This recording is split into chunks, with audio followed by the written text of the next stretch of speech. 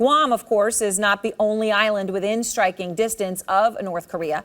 Another potential target within Kim Jong-un's range is Hawaii, which is where Sarah Seidner is live tonight. She's inside a bunker in Honolulu, which houses the Emergency Operating Center's state warning point.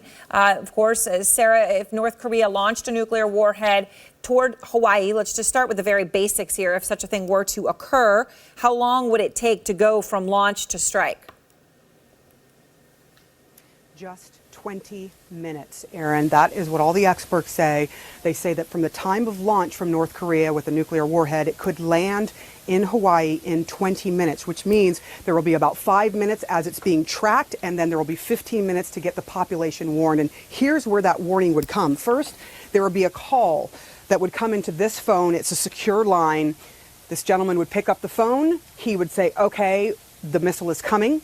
And then there would be a warning that would go out to the entire population. They have sirens that they are working on now to make sure that the population knows exactly what that sound means, that there's an attack that's going to happen.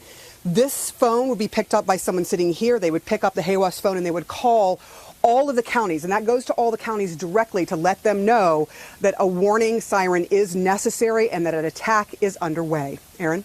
So Sarah, I mean, it's pretty stunning when you talk about 20 minutes, of which really only 15 minutes count to warning people.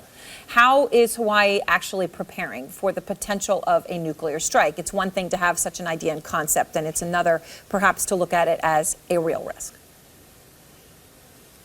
Absolutely, and it's a really good question. How do you prepare when you only have, for example, 15 minutes? But that is why Hawaii is looking for. They are the first state to try and get their population prepared. They've been working on this for months now, at least 7 months, trying to come up with a really good plan and get that plan out to the public. And what they're telling people is, look, you need to look at your surroundings because, and this is really important, a lot of people on this island believe that if they're hit with a nuclear warhead, that everyone is going to die.